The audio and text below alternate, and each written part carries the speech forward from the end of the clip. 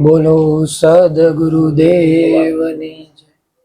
शाम सामने के सास सास में बस रहा जिसे ढूंढे संसार के सास सास में बस रहा जिसे ढूंढे संसार ब्रिजेश कहे मिट जा जरा मिटकर पाले सार કે આપણે ઇતિહાસની અંદર જે ઋષિ મુનિઓ હતા એ લોકોનો એવો મત હતો કે ક્યારેક કોઈ વ્યક્તિ હોય એના જે ગુરુ મહારાજ હોય એને ઘણી વખત એવા સવાલ પૂછતા હોય કે ભાઈ તમારા ઘણા ખરા મનપસંદ શિષ્ય છે કે ભાઈ એકાદ બે વ્યક્તિ કોઈ પણ કામ હોય તો તમે આને જ હોપતા હોય, આ વ્યક્તિ આ કામ સારું કરે, કોઈ સત્સંગ કરવાનો ભાઈ આ કામ સારું કરે, કોઈ સેવાનું કામ હોય તો આ કામ સારું કરે, કોઈને કઈ વહીવટ હોપવાનો હોય તો ભાઈ આ કામ એ સારું કરે. એટલે શિષ્ય એની સવાલ પૂછે કે તો હું કઈક કામમાં આવું, હું તમારા કોઈ કામમાં મદદ કરું કે જેનાથી તમને એમ થાય કે ભાઈ હારો આપણા એટલા શિષ્ય છે કે નોંધણી લેતા હોય ભાઈ આ ભાઈ હોતે નંબર ભેગો હતો કે કંઈક નોંધણીમાં નામ આવે. ત્યારે ઓલા લોકોને જવાબ દેતા એમ કહેતા કે તો તારે તારા જીવનનું મૂલ્ય જાણવું છે, એવું કહેવા માંગશો. એ કે મને કોઈક દી એમ તો થાય કે આપણે એટલી મોટી ધરાધરતી ઉપર આવ્યા ને મૃત્યુ લોકમાં કઈક સેવાનો અવસર મળ્યો તો આપણે ગુરુ મહારાજને સેવા ક્યાંય એક રીતે ન કરીએ તો પછી દુનિયા મર્યા નોર્યા હું એની જેવું છે. ત્યારે ઓલા ગુરુ મહારાજ જવાબ દેતા એ રીતનું કે જો તારે તારી જીવનનું મૂલ્ય જાણવું હોય ને તો એના માટે તારે કોઈ સાબિત કરવાની જરૂર નથી. તારી અંતર આત્મામાં હાલેલા પરમાત્મા જે વાતનું પ્રૂફ છે કે તે તારો જે શ્વાસ હાલી રહ્યો છે ને શ્વાસ જ વાતનું પ્રૂફ છે કે અત્યારે જે શ્વાસ આવ્યો અને ગયો આની વચ્ચે શ્વાસ ભરાઈ ગયો, જે 6 શબ્દના મંત્રનું સ્મરણ થઈ ગયું ને આ જે વાતનું પ્રૂફ છે કે મૃત્યુ લોકમાં જેટલા સદગુરુ પરમાત્મા આવ્યા કે જેટલા તેજસ્વી આત્મા આવ્યા જે જયારે પોતે જાયગા ત્યારે એની પોતા તરફથી એક જ કોશિશ હોય કે એ ગુરુ મહારાજની દયાથી આગળના કોઈ શરીરમાં અથવા તો જયારે પોતે સાધકના રૂપમાં હતા ત્યારે એક વ્યક્તિના કે એના ગુરુની એની ઉપર એવી આશા નીકળે, એના એવા ગુરુને એની ઉપર એટલી ઈચ્છા થઈ ગઈ, એટલી એની ઉપર એવું થઈ ગયું કે ભાઈ આ વ્યક્તિને આપણે વ્યક્તિને વસ્તુ આપી દીધી, મંત્ર દીક્ષા આપી દીધી, એટલી દયા નીકળી ગઈ. એટલી દયા જો આપણે શિષ્ય ઉપર થઈ ગઈ છે ને તો એટલી દયા એને બીજા શિષ્ય ઉપર કરવાની થઈ કે જેટલી મહેનત પોતાના ગુરુએ પોતા માટે કરી એટલી મહેનત પોતે એના શિષ્ય ઉપર કરતા હોય. આ એક જ દોરના આધારે એ લોકો હેલા જતા હોય કે ગમે ત્યારે આપણે નથી કહેતા કે કોઈ વ્યક્તિને સ્વાર્થ હોય, માતા પિતા હોય તેના સંતાન માટે મહેનત કરે છે, કે ઘરના બે ગ્રહસ્થી હોય તો 50-50% પાર્ટનર હોય, ધંધો વ્યવહાર કરતા હોય તો ત્યાં હોય કે પાર્ટનરશિપ હાલે છે. તો સદગુરુ પરમાત્મા એક જ કેમ એવા છે કે જે એટલી મહેનત કરે છે, એની માટે મહેનત કરે છે, એક જ વસ્તુ માટે મહેનત કરે છે કે પરમાત્માના આધારે કે કોઈ પરમાત્માએ એની ઉપર એવી દયા પાઠવી અને પોતાને જે 4 ભૂમિકા પાર કરેલા કહેવાય કે જાગવાનો રસ્તો બતાવ્યો, આ બતાવ્યો. એટલે પોતા તરફથી 100% કોશિશ હોય કે પોતે અહીંથી નીકળ્યા તો અમે બીજા એકાદા બેને લેતા જ. અને આ જેવી વિચારધારા છે કે જે મૃત્યુ લોકો ઉપર સત્ય જે છે ને આને ટકાવી રાખે છે. નકર દુનિયાના નીતિ નિયમો તો કેવા છે કે એક વ્યક્તિએ કર્મ કર્યું બીજા વ્યક્તિએ ભોગવું, કે પાછું એને કર્મ કર્યું ત્રીજા વ્યક્તિએ ભોગવું. ખાલી ઉદાહરણ તરીકે લઈએ તો આપણો ગાંધીજીનો બહુ સારો એવો ડાયલોગ હતો છે કે આંખની બદલે આંખ માંગશો આખી દુનિયા આંધળી થઈ જાય. એ તો બહુ મોટી વાત છે પણ નાની વાત કરો, ધારો કે એક વ્યક્તિને લાફો મારે એટલે આના કિસ્મતમાં તો લાફો ખાવાનો થઈ ગયો, એટલે કોક આને લાફો મારે એના કિસ્મતમાં થઈ ગયો, એ લાફો મારે ત્રીજાની કિસ્મતમાં થઈ ગયો, તો આખી દુનિયામાં એવું થાય બધા એકબીજા નકર એક લાફો જ મેરા રાખે. આમાં કોઈ વસ્તુ બારું જ ન નીકળે. આમાં ત્યારે બારું નીકળે કે જયારે કોઈ એક વ્યક્તિએ લાફો ખાધો અને નક્કી કર્યું ભાઈ પરમાત્માની ઈચ્છાથી આગળ કોઈ અકર્મ થઈ ગયા છે, આપણી કર્મ નથી કરવું. કે જેવી રીતે આપણે ચંપલ હોય મંદિરનું સારું ઉદાહરણ દે છે કે ભાઈ મંદિરમાંથી આપણે ચંપલ ચોરાણા ને આપણે કોઈ બીજાના ચોર્યા. આ ઉદાહરણ જોવામાં સારું લાગે પણ આ કેની જેવું છે કે કોઈ એક વ્યક્તિ આપણને બે અપશબ્દ કીધા ને આપણે સીધા સામે સંભળાવી દીધા. આ વસ્તુ ત્યાં લાગુ પડે છે કે જયારે બોલવા ચાલવાથી લીગલી એ વસ્તુ જાતે કરો કોઈ નુકસાની ન જતી હોય ત્યાં. બાકી આત્મસન્માન એક આખી અલગ વસ્તુ છે. પછી એની સિવાય હોતે ને એવું કહેવાય છે કે જયારે કોઈ નુકસાની જતી હોય, ઘરના કોઈ વ્યક્તિ હોય એની સામે કોઈ માનહાનિની વસ્તુ હોતી ત્યારે ઘરના મેન વ્યક્તિને ન બોલવું હોત ને ખોટું કે જેવી રીતે કુરુક્ષેત્રના મેદાન આખે કોઈ યુદ્ધ જ એટલે થયું કે ભીષ્મ પિતામહ એ લોકો બતાવે એ લોકોને જયારે એનો અવાજ કરવાનો હતો ત્યારે લોકો અવાજ નહોતો કર્યો એટલે એની ભૂલ કહેવાય છે. એની જેમ ધારો કે કોઈ વસ્તુથી કઈ ફાયદો જ નથી, એમને રસ્તા ઉપર જતા હોય કોઈ એકાબીજા ગાડી અડી ગઈ તો નથી કહેતા કે ભાઈ ભૂલ થઈ ગઈ એમ કરી ત્યાંથી નીકળી જાવ. જયારે વ્યક્તિની અંદર એટલી સમજણ આવવાની ચાલુ થાય ત્યારે આ લોકો વાત કરતા એમ કે છે કે જીવનની અંદર જયારે એમ થાય ને કે ભાઈ આપણે જીવનમાં શું કર્યું ત્યારે ખાલી એટલું યાદ રાખી લેવાનું કે આટલા કરોડો જીવાત્માઓ છે. જો કીટ પતંગના જીવાત્મા ગણો તો આંકડા જ ન આવે, મનુષ્યની મેદની ગણો તો અબજોની અંદર કરોડોની અંદર આંકડા છે. એમાંથી બહુ ઓછા વ્યક્તિ છે કે જેને આ વસ્તુ સાંભળવા મળી, એમાં બહુ ઓછા વ્યક્તિ છે કે જેને આ વસ્તુ સાંભળ્યા પછી મંત્ર દીક્ષા લીધી. એમાંથી અલ્પ વ્યક્તિ છે કે જ્યાં મંત્ર દીક્ષા લીધા પછી એવા કે ગુરુ પ્રગટ પુરુષો મળ્યા કે જે હકીકત જાગેલા હોય. અને હકીકત જાગેલાનો 100% પ્રૂફ જોવા જાય ને તો આ સમયની અંદર કી દેખાય છે કે મોટા ભાગના જે હકીકત જાગેલા હોય ને એ લોકો ધ્યાન ઉપર સારું પ્રેશર રાખતા હોય. થોડું ઘણું વાતચીતમાં કહેતા તો રહેતા જ હોય કે ભાઈ ધ્યાન તમારી રીતે થાય એટલે બેઠા રહેજો, કારણ કે એ લોકોને ખબર હોય કે પોતે કયા રસ્તે નીકળે આગળ નીકળે છે. એટલે જો એમાં આપણો કહેવારો આવી જાય તો એથી એક સ્ટેપ આગળ નીકળવાનું કે સત્સંગમાં બેઠા હોય એની અંદર એવું થાય કે મન સ્મરણની અંદર આપણું હાલનું હાલતું હોય તો તો એટલું મોટું પ્રૂફ થઈ ગયું કે ભાઈ વિશ્વની અંદર જો કોઈ ટોપ પેલા આત્માની વારી આવતી હોય તો એમાંથી આ એક આત્માની લોકો ઉપાડવાની કોશિશ કરે કે ભાઈ જયારે મૃત્યુ લોકમાં એટલો હાહાકાર મશીન બેઠો હતો ત્યારે હોતે એ આત્મા એવું નક્કી કર્યું કે દુનિયા એની જગ્યાએ આપણે પરમાત્માના જે શિષ્ય તરીકે આવ્યા છે, જે સેવા કરવાનો મોકો મળ્યો છે, આ સેવા કરવાનો મોકો મળ્યો, આને વધારવાની કોશિશ કરવાની. એટલે આવા જે આત્માઓ છે ને એની માટેનું જગ છે.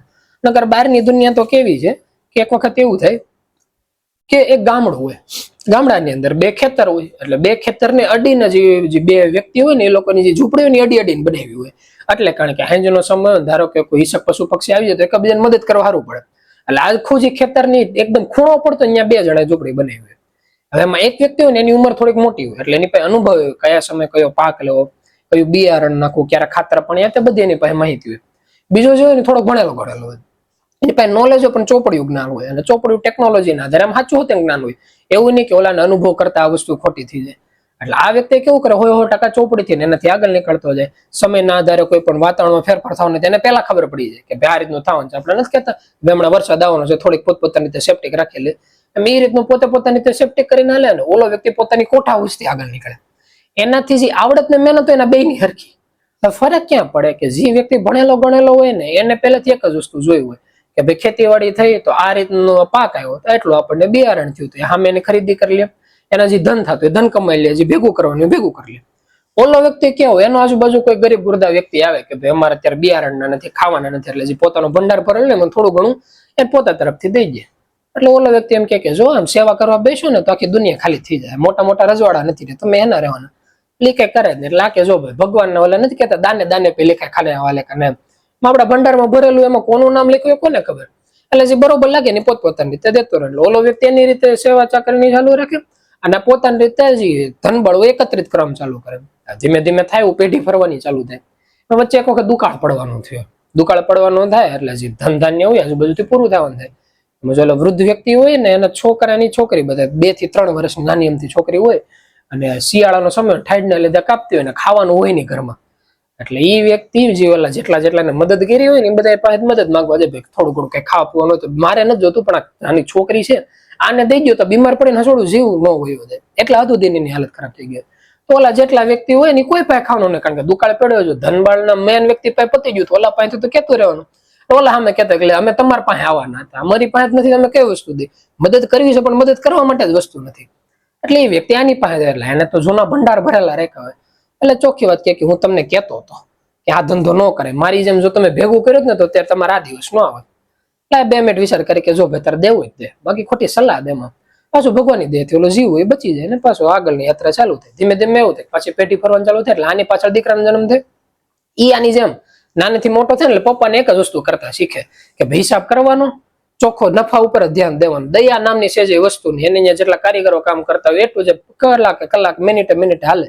કોઈ વસ્તુ આમથી એમ કઈ કરવાની, બધું હિસાબ કરીને ના લે. એ હોતે એમને મોટો થાય ને પછી થાય ભણેલા ગણેલો થાય એટલે વિદેશ જવાનું થાય, ફોરેન ટ્રીપ કરવાનું ચાલુ થાય. પછી પપ્પા હોતે નક્કી કરે કે ભાઈ છોકરો આપણે એટલે જ મહેનત કર્યો હતો કે આગળની યાત્રા કરે, ત્યાંથી વિદેશ મોકલી જાય. ઓલો ત્યાંથી પોતાનું ઓલું જૂનું જ મગજ કે મમ્મી પપ્પાનું નહીં વિચારવાનું. એટલે આ સુધી ગણતરી કરીને ચાલુ કરે ધીમે ધીમે થાય એવું કે ધનબળ જે કે દેવું ને થોડું ઘણું દઈ જાય. પછી આને ગઢપણ આડું આવે. એટલે સુખ સુવિધા પૂરી, નોકર ચાકરો પૂરા, પણ નોકર ચાકરમાં જે પાછળની પેઢીમાં થોડોક વ્યક્તિનો ફરક દેખાય. એટલે જે બારી હોય ને ત્યાંથી સામે વાળાનું ઘર જો, એટલે પોતાનું ઘર બહુ વ્યવસ્થિત થઈ ગયું બંગલા ટાઈપ, સામેનું ઘર હજી ઝૂંપડા જોયું પણ ત્યાં જો ને ત્યાં હજી બાયું છોકરા બધા રમતા ગમતા હોય, એની રીતે મોજ હોય. એટલે આ એને જોઈને એવું દુઃખી થાય કે આમ જોતો ખરાબ ભગવાન આને બીજું કઈ દીધું કે ન દીધું, શાંતિ તો દીધી. ઓલા વ્યક્તિમાં જે નાના છોકરા હોય ને એ ઓલાને જઈને દુઃખી થાય કે જો તો ખરા આ લોકો ખાલી જે વસ્તુની માગણી કરે, આપણે નાના રમકડાની ફોરવ્હીલની વાતો કરીએ ને હાસી મોટી ફોરવ્હીલ એની રીતે મનથી દુઃખી થાય. એટલે આ આખી ઘટના ત્યાં એક સાધુ મહાત્મા રહેતા હોય એટલે એનો જે શિષ્ય હોય ને આખી જોવે પહેલેથી છેલ્લે સુધી. એનો જે ગુરુ મહારાજ ને હોય એને પૂછે કે તમને શું લાગે બે માંથી કયા વ્યક્તિ સાચા છે, એકદમ 100% નીતિ નિયમોથી રહેવું સાચું છે કે આની જેમ દયાની જેમ રહેવું સાચું છે. એટલે જો ઓલા ગુરુ મહારાજ હોય ને એમ કે જોવા જાય ને તો 2 વાત સાચી છે, જોવા જાય 2 વસ્તુ ખોટી છે. કે કઈ રીતે? એ કે આધાર એની ઉપર રાખે છે કે તમે કઈ વસ્તુ તમારે પરિણામ સ્વરૂપે જોતી છે. જો તમારે ખાલી ધનબળ જોતું છે, ખાલી સુખ સુવિધા જોતી છે, તો આજે નવી પેઢી અત્યારની હાલે છે ને આ જ રસ્તા ઉપર હાલી ગઈ છે કે એને વ્યવહાર શું કહેવાય, નાત ભાત શું કહેવાય, એક વસ્તુ લેવા દેવાની. મેં તો કેવું હોતે ને સાંભળ્યું હતું કે વ્યક્તિનું મોત થાય ત્યારે 4 જણા ખંભે લેવા જવાનું થાય ને, કાકા બાપા મામા માસી ને ભેગા કરશે ને તો તેના 4 જણા ભેગા નહીં થાય. એટલા હદ સુધી કે ત્યાં હોતે ગવર્મેન્ટને કહી દે ભાઈ આની વિધિ પતાવી નાખો. આ નવી પેઢી આખી એ રસ્તા ઉપર હાલે છે. સામે કેવું છે, એની પાસે જે સુવિધા છે ને આનો ઠેર લાગી ગયો. જે જૂની પેઢી હતી એને પાસે એટલી બધી સુવિધા નથી, પણ એને જે મહેનત કરીને જીવનમાં જે શાંતિ હતી એટલી બધી શાંતિ નવી પેઢી ગમે એટલી મહેનત કરી લે તો જોવા નહીં મળે. એટલે હદ સુધી કે આપણે આ અમારી પેઢીથી તો એવો શબ્દ ડિપ્રેશન જેવો શબ્દ, અમે નાના હતા ને મેં કઈક પહેલી વાર પ્રભુને કીધું હતું ને કે આવું કઈક આવે સ્કૂલમાં બધા વાતો કરતા કે હું ડિપ્રેશન, અમે નાના હતા બે લાફો મારે બધા ડિપ્રેશન થઈ જાય.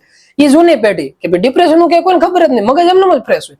અત્યારે તમે કોઈ પણ વ્યક્તિને એમને કહો કે બહુ સારી જગ્યા છે, જંગલ જેવું વાતાવરણ છે કે કઈક હિલ સ્ટેશન છે, ત્યાં જાવ ને એટલે બધા કે હા ફરવા જવાની મજા આવે. ત્યાં જઈને કહો ને સવારથી સાંજ સુધી 5-6 કલાક બેઠો રહેવું, ન બેસી શકે. અને ફોન ને બધું જોઈ. બાકી એની જે આપણે જે જૂની ખેતીવાડીનો સમય હતો એ લોકો 7 થી 8 કલાકમાં 2 થી 3 કલાક કામ કરતા. બાકી દેખરેખનું વ્યવસ્થિત કામકાજ હતું. હા, જયારે વાવણીનો ટાઈમ હોય ત્યારે વધારે મહેનત હોય, બાકી શાંતિની જિંદગી. તો એ લોકો 5-5, 6-6 કલાક 5-5, 6-6 વર્ષ પસા વરા કાઢ નાખે. તો કોઈ એના મગજમાં એવું જ નહીં, એકલા બેઠા કંટાળો આવે ને આ લોકો અડધી કલાક નો રહે તેના હાથમાં ફોન જોઈએ. એટલે હજી ફરક છે ને, આ ફરક એવું નથી કે આ વ્યક્તિને જોતો હતો ને આ વ્યક્તિને જોતો હતો. એ વ્યક્તિએ કેવું કર્યું કે એને પરિણામ સ્વરૂપમાં માંગ્યું કે ભાઈ મારે સુખ સુવિધા જોતી છે, હું ગમે એટલો કન્ફ્યુઝ થઈ હાલ છે, એટલે એને કુદરતી વસ્તુ આપી. ઓલા વ્યક્તિ એવું નક્કી કર્યું કે ભાઈ સુખ સુવિધા હોય ને શું ફરક પડે, મન સ્થિર હોય સારું કરે, એટલે એને કુદરતી વસ્તુ આપી. એને 2 વ્યક્તિ આપ્યા કે ખાલી આવીને બાજુમાં બેઠા ને તો એને મજા આવે, અને ઓલાને 100 વ્યક્તિની વચ્ચે મૂકી જાય ને તો એ વ્યક્તિ કંટાળામાં જ હોય. એટલે આજે ફરક છે ને, આ ફરક એ છે કે તમે કઈ વસ્તુ માગો છો. જયારે આ વાતનો તમને ખ્યાલ આવી જાય કે કુદરત ક્યારે અત્યાર સુધીનો રેકોર્ડ છે કે આત્માને કોઈ દી ભટકવા જ નથી દીધા. આ જેટલા આત્મા દેખાય ને કીટ પતંગના, આ કોઈ ભટકેલા નથી. આ વસ્તુ પ્રભુ ઘણી વખત તમને સમજાવતા એમ કહેતા કે આત્મા ભટકેલા નથી, ખાલી થાય છે કેવું આત્માની જોતું છે, આત્માને કીટ પતંગમાં જવું જ છે. આને હવે તમે ઘણી વખત દુકાન હોય ને કોઈ બીજા ધંધા વાળા વ્યક્તિ આવે ને એમ વચ્ચે એકાદ બે આવ્યા એમ કીધું કે મારા પાર્ટનર આમ કરી નાખો નામ કરી નાખો, એટલે એની પેલા અત્યારે આપણે રીતે સલાહ દીધી કે આવું ન હોય, આમ હોય, વાતચીત કરી. બીજા વખતે પાછું કહેવાય ને મેં તો તમને મજા આવે છે ધંધો ઊંધો વાળવામાં. કે કેમ ભાઈ એમ કહ્યું તો પહેલી વખતે મેં કીધું કા કયું કરો અને કા પછી એક કામ કરો જે થાય તમે સ્વીકાર્ય જ છે, તો પછી એ રીતે જિંદગી જો. પછી એને હકીકત જે પેલું જે જૂની વાત હતી ને કયું બીજી વખતે કરો તો પહેલી વખતે વ્યવસ્થિત રીતે કરે તો ક્યાં વાંધો હતો. એટલે એની જવું છે. બહારનો સંસાર કેવો છે, જેને વ્યક્તિને બરોબર લાગે ને એમ જ હાલે છે. વ્યક્તિને એવું લાગે છે એનું ધારા રસ્તા ઉપર હાલે છે, એ વ્યક્તિના ધારા રસ્તા હાલી જ નથી શકતો. આપણે નક્કી કરીએ કે અહીંથી આપણે દેહમાં જવું છે, આપણે આ રસ્તો લેવો, આ રસ્તો લેવો, નોખા નોખા રસ્તા પ્લાનિંગ કરીએ. આપણા હાથમાં થોડું હતું રોડ અહીંથી જ બનાવવું, અહીંથી જ કાઢવું, એ કેમ કુદરત ગવર્મેન્ટ કે જે કોઈ નામ આપો એ લોકો નક્કી કર્યું. આપણે ખાલી એટલો નિર્ણય લઈએ કે આપણે દેહમાં તિથિમાં જવું છે ઉદાહરણ તરીકે. પછી કયો રસ્તો લેવો નહીં તો ગવર્મેન્ટ ને લોકો પહેલાથી નક્કી કરીને રાખ્યો છે. એમાં કોને ખબર કયા રસ્તે જતો હોય, ક્યાં કોઈ રસ્તો બંધ હોય, ક્યાં કોઈ રસ્તો ચાલુ હોય. તો કુદરતના આધાર નીતિ નિયમો ફરજ છે. જયારે વાતનો આપણને ખ્યાલ આવી જાય ત્યારે જીવનના એક એક રસ્તા આપણને એમ થાય નિર્ણય લેવાથી આપણે આગળ નીકળશું, નિર્ણય લેવાથી પાછા થઈ જાય. આપણે સાચો નિર્ણય લીધો, ખોટો નિર્ણય લીધો. કોઈ નિર્ણય જીવનના સાચા કે ખોટા હોતા જ નથી. ફરક એ પડે કે આપણે હું જોતું હતું. એક વખત મનથી એ વસ્તુ દ્રઢ નિર્ણય લઈ લ્યો કે ભાઈ વ્યક્તિને કઈ વસ્તુ જોતી છે, પછી કુદરત એને દેવા તૈયાર જ છે. પાછો સવાલ ત્યાં આવીને ઉભો રહી જાય કે જોતું છે તો કઈ વસ્તુ મગાય. જયારે એ વાતનો ખ્યાલ આવે તો એનો સૌથી હારામાં હારો જવાબ છે કાંઈ નહીં. મન છે ને ખાલી સ્મરણમાં રાખે. મનને સ્મરણમાં રાખો ને ત્યારે કયા સમયે કયા વ્યક્તિને ક્યાં કેટલું દેવું ને પરમાત્માને બધી રીતની વસ્તુની ખબર છે.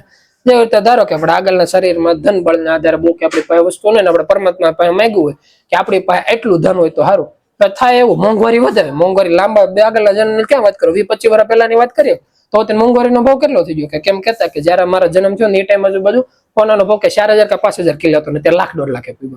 હવે એ સમયમાં માંગ્યું કે આપણી પાસે એટલા લાખ રૂપિયા હોય તો અત્યારે સડેલી ન થાય. મેની જવું છે કે એક સમયની અંદર બાહુબળ માંગ્યું, બીજા શરીરમાં એવું થાય કે બાહુબળ પૂરેપૂરું, પણ એનું કરવું શું? એનાથી ભૂખ લાગે, ખવાય તો નહીં. કે ક્યારેક બુદ્ધિબળ માંગ્યું પણ થયું એવું કે જે સમય પરીક્ષા હતી એ જ સમયના ટાઈમે પૂગીનો એગો કે શરીરથી બીમાર પડી ગયો તો એ પરીક્ષા ને બુદ્ધિનું કામ હો રહ્યું, આખું વરહ ફેલ થઈ ગયું. એની ઉપર બુદ્ધિની માં હોત ને એવા અલગ અલગ રસ્તા આવે. એક એવું યાદ શક્તિ, એક એવું હોય લોજિકલ જ્ઞાન કે તમે 2 + 2 5 કેમ થાય ને કયો ને એટલે એને આવડી જાય. એને લોજિકલ જ્ઞાન કે યાદ શક્તિની વાત નથી. એકડા યાદ શક્તિમાં આવે. યાદ શક્તિની અંદર એવું આવે કે આ દવા આ બીમારી હોય તેની આ દવા આ યાદ શક્તિ હોય છે. લોજિક એટલે ગાણિતિક જ્ઞાન. એક એવું થયું કે જેને ફિલોસોફિકલ જ્ઞાન કહેવાય, કે જે તાર્કિક જ્ઞાન કહેવાય, કે એને ખબર કઈ ન પડતી હોય. આપણે જૂની ભાષામાં નથી કહેતા કોઠા હોય કે જો જીવનમાં આવું થાય તો શું કરવાનું, તેને એમ ગણિત કરીને કહી દે ભાઈ આમ કરાય, આ કોઠા હોય. એક કેવું હોય મનને સ્થિર કરવાની કળા. આ બહુ અલ્પ અને ઓછા વ્યક્તિ પાસે હોય, એને ભલે ખબર કાંઈ ન પડતી હોય પણ એની બાજુમાં તમે અડધી કલાક બેસો તો મન એટલું સ્થિર થઈ જાય તમને એમ થઈ જાય દુનિયામાં બસ જે હાલે ને બધાને હાલવા દેવાની જરૂર છે, આપણે પનોઠી વાળા ધ્યાનમાં બેવાની જરૂર છે. જયારે આ જે મન સ્થિર થવા મળે ને ત્યારે આપણે ઘણા ઘણી વખત સત્સંગમાં વાત કહેતા કે ભાઈ તેજસ્વી આત્મા છે તો પ્રગટ પુરુષ છે ને પુરાવા હું પ્રગટ પુરુષના પુરાવા જી કે પ્રગટ પુરુષની બાજુમાં બેઠા હોય જે મનના જે લહેરો છે, જે મનના વિચારો છે ને શાંત થવાના ચાલુ થઈ જાય. આને જ પ્રગટ પુરુષના હોવાના પુરાવા કહેવાય. એટલે જયારે આ રીતનો જીવનની અંદર સમય આવતો થાય ત્યારે એવું થાય કે વ્યક્તિ પોતાના તરફથી એવો નિર્ણય લેતો કે આપણે શું કરવું શું ન કરવું, વ્યક્તિનો ખ્યાલ આવી જાય, આપણા નિર્ણયથી કોઈ ફરક જ નથી પડતો.